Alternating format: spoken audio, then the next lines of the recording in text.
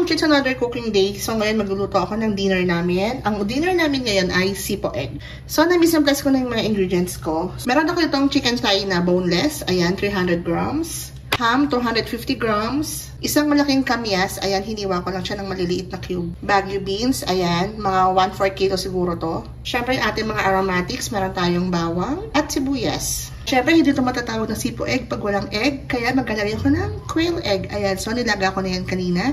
Hindi ko na pinakita kasi alam nyo na yan. Ganun.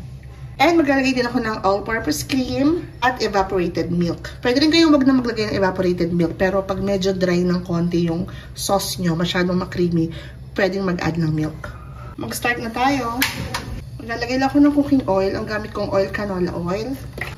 Spread the love. Pwede kayong maglagay ng butter or margarine. And once na translucent na itong sibuyas, pwede natin ilagay yung bawang. So, ayan, hindi ko na napakita. Nilagay ko na yung bawang. Hindi ko na naman on yung record. Sorry. Pag aromatic na yung bawang, pwede nang ilagay yung chicken. Yan, pwede na tayong mag-isa.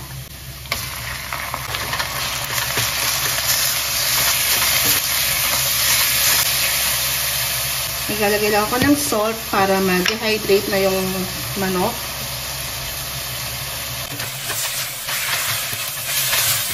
So, igigisa ko lang ito mabuti. Maglalagay na ako ng paminta para automatic na din yung lasa. Mix ko lang. Ang bango na. Ang sarap talaga ng amoy ng ginisang manok. So, ayan na. Okay na to. Ilalagay ko na yung ham. Yung ginamit ko dito, sweet ham. So, gigisa ko lang din po ito mabuti. Tatakpan ko. Check natin. Ngayon, lalagay ko na yung singkamas. Sabay ko na rin yung baguio beans. Yung singkamas, hindi naman natin kailangan palambutin yan. Maganda yan kasi meron siyang konting texture pag kinain.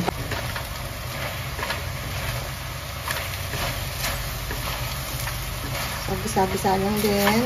So, tatakpan ko lang para mag-moist. Check natin. Maglalagay ako ng chicken cube or chicken bouillon.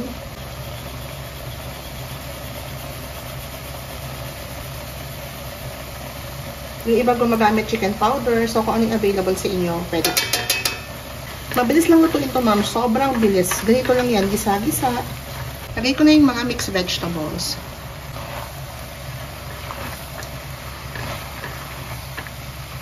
Lagay ko na yung all-purpose cream. Kung gusto nyo mas creamy, gawin yung dalawang all-purpose cream yung ilagay ninyo. Pero dahil mahal ang all-purpose cream, gatas ang ipapalit natin.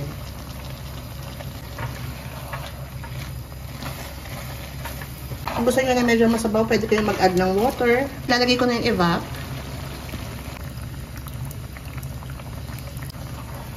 Ayan, and then haluin.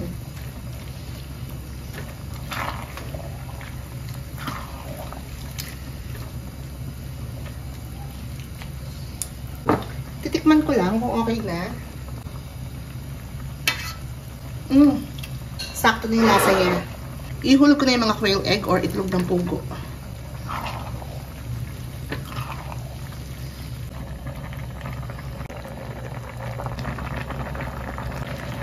So, okay na po ito. Papatayin ko na.